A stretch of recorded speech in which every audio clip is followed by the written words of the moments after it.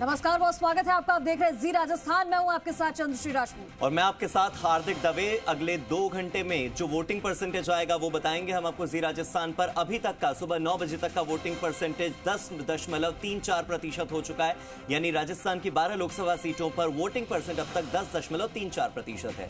फिलहाल आगे बढ़ते हैं, बात कर लेते हैं बस्सी की। बस्सी से आ रही बड़ी खबर का रुख करते हैं। पालावाला जाटान में सुबह से मतदान नहीं हुआ है। यहां ग्रामीण 9 बार कर चुके हैं चुनावों का बहिष्कार। बस्सी से तुंगा में परिसीमन के बाद यहां पर नाराजगी है और प्रशासन ग्रामीणों से मतदान करने की अपील तो कर रहा है, लेकिन अपील का कोई नजर नहीं आ रहा असर, क्योंकि ग्रामीण कह रहे हैं जब तक मांग पूरी नहीं होती तब तक मतदान नहीं करेंगे। यहां पे ग्रामीणों ने साफ तौर पर बहिष्कार कर दिया है और उन्होंने साफ कह दिया है कि जब तक उनकी मांगों को पूरा नहीं किया जाएगा तब तक वो मतदान नहीं करेंगे। मेरे साथ महेश शर्मा, हमारे स्थानीय पत्रकार, हमारे साथ जुड़ चुके हैं। सीधा उनका रुख करेंगे। महेंद्र, बस्सी से जानकारी मिल रही है कि पालावाला जाटान से सुबह से ही मतदान नहीं हुआ है। हम महेश से फिर जुड़ने की कोशिश करेंगे। पहले आपको खबर समझाते हैं कि खबर क्या है। देखिए, बस्सी में क्या हुआ है कि पालावाला जाटान जो है वहां पर सुबह से मतदान नहीं हुआ और ग्रामीण 9 बार यहां पर चुनावों का बहिष्कार कर चुके हैं। बस्सी से तुंगा में परिसीमन के बाद जो उनका क्षेत्र बदल गया, इस वजह से उनमें नाराजगी है। प्रशासन से ये ग्रामीण बार बार ये मांग कर करके थक चुके हैं कि आप परिसीमन के बाद हुए बदलावों को निरस्त कीजिए। वो पहले जैसी स्थिति थी वो स्थिति चाहते हैं, लेकिन परिसीमन के बाद से इन गांवों के लोगों में नाराजगी है। वो कह रहे हैं कि जब तक मांग पूरी नहीं होगी तब तक तो हम मतदान करेंगे नहीं।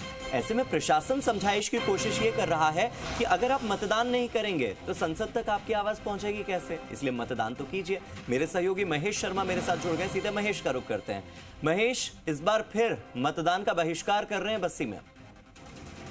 जी बिल्कुल, बता दूं, बस्ती में पालावाला जाटान का ये पूरा मामला है। ये बस्ती से तुंगा में परिसीमन को लेकर लोगों में ये जो नाराजगी है वो बढ़ती जा रही है। उन्होंने 2020 से पंचायत चुनाव से लेकर 21 में उपचुनाव का, सितंबर 2021, 22, 23 और 2024 में विधानसभा का इन्होंने बहिष्कार किया था। प्रशासन और नेताओं से लगातार बातचीत भी हुई, लेकिन ग्रामीणों की एक ही मांग है कि इनको तुंगा से बस्ती वापस जोड़ा जाए, जब ही मतदान करेंगे। ग्रामीणों का यही कहना है। मौके पर पुलिस जाब्ता तैनात है। वही प्रशासन की कोशिश रहेगी कि ग्रामीणों को मतदान करवाए, लेकिन ग्रामीणों की अपनी मांग पर अड़े हुए हैं। उनका कहना है कि हमारी मांग पहले है, आश्वासन मिलता है लेकिन ये होता नहीं है। जी चलिए महेश, बहुत बहुत शुक्रिया मेरे साथ जुड़ने के लिए, इन तमाम जानकारियों के लिए। आपको बता दें कि मेरे सहयोगी दीपक गोयल जयपुर से लगातार जुड़े हुए हैं। दीपक का हम रुख करेंगे और इसी बीच आपको बता दें कि हमारे साथ कुछ मेहमान जुड़े हुए हैं। उन मेहमानों से भी हम चर्चा करेंगे कि इस बार किन मुद्दों पर चुनाव हो रहा है। टीवी स्क्रीन पर आपके सामने है राजेंद्र शर्मा जी, हमारे साथ वरिष्ठ पत्रकार हैं। बीजेपी का पक्ष मदन प्रजापत जी रख ही रहे हैं, कांग्रेस का पक्ष रखने के लिए राजकुमार शर्मा जी मेरे साथ जुड़े हुए हैं। सबसे पहले मदन जी, आपका रुख कर लेते हैं। राम नाम जपना, राज तिलक अपना, क्या ये है इस बार बीजेपी का नारा? क्या आपको लगता है कि राम जी चुनावी नैया पार लगा देंगे आपकी?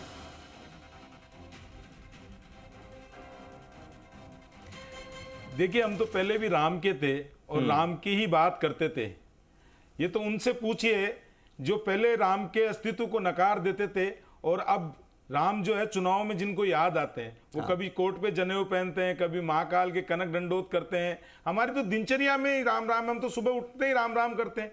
तो ये तो उनसे पूछिए। हम तो विकास पे जो है भारतीय जनता पार्टी का मैनिफेस्टो उठा के आप देखिए, पूरे मैनिफेस्टो के अंदर विकास की बात की जा रही है। अर्थव्यवस्था को कैसे बनाया, तीसरे नंबर पे लाया जाए उसकी बात की जा रही है। स्वरोजगार कैसे उत्पन्न हो उसकी बात की जा रही है। दूसरी तरफ कांग्रेस का मैनिफेस्टो देखिए, जिसमें मुस्लिम लीग के 14 पॉइंट्स मान लिए गए। और ये 14 पॉइंट्स कौन से हैं? ये 14 पॉइंट्स वो हैं जो इस देश के विभाजन के कारण बने थे, जिसके चलते ही देश का 1947 में विभाजन हुआ था। और आज वापस क्या राहुल गांधी और कांग्रेस देश को विभाजन की ओर लेके जा रहे हैं। हम तो विकास की बात करते हैं, महिला की बात करते हैं, दलित की बात करते हैं, पिछड़ों की बात करते हैं। हम तो देश में शिक्षा की बात करते हैं। देश के यशस्वी प्रधानमंत्री माननीय नरेंद्र मोदी जी कहते हैं एक हाथ में कंप्यूटर हो, एक हाथ में कुरान हो। और दूसरी तरफ तुष्टीकरण की राजनीति करने वाले लोगों से पूछना ज्यादा जरूरी होगा। मैं फिर कहता हूं, जो राम के अस्तित्व को नकार दे, जो राम के प्राण प्रतिष्ठा के अंदर नहीं जाए। आपने जयपुर में देखा होगा, प्रताप सिंह खाचरियावास जी ने यह कहा था क्योंकि भगवा झंडे उतरवा दे, इस देश की आत्मा के अंदर इस देश की संस्कृति के अंदर भगवान राम कण कण में बसे हुए हैं। इस देश से भगवान राम को कोई नहीं निकाल सकता। इस देश की संस्कृति से सनातन को कोई खत्म। ठीक है मदन जी, आपके पास फिर से हम लौटेंगे और आपकी पूरी बात सुनी भी जाएगी। यहाँ पर हमारे सहयोगी दीपक भी जुड़े हुए हैं, सीधा दीपक का रुख करेंगे। दीपक, वोट परसेंटेज भी धीरे धीरे बढ़ रहा है, अलग अलग क्षेत्रों में देखा जा रहा है कि बड़ी तादाद में वोट प्रतिशत आ रहा है। क्या फिलहाल स्थिति बनी हुई है, कैसा मतदान प्रक्रिया चल रही है अभी तक? देखिए 9:30 बजे तक 10.5% पोलिंग है। राजस्थान के 12 संसदीय सीट पर हो चुकी है और जयपुर शहर की यदि हम बात करें तो 11% मतदान जयपुर शहर के अंदर हो चुका है। लेकिन जयपुर ग्रामीण का परसेंटेज जयपुर शहर से कम है, यानी कि करीब 11% हो चुका है। ये आप मतदाता देख रहे हैं, वोट कास्ट कर दिया है। 10 बजे की तस्वीर है, धूप सूरज चढ़ता जा रहा है, लेकिन इनके उंगली पर लगी शाई बताती है कि इस लोकतंत्र की मजबूती यही शाई है। डेमोक्रेसी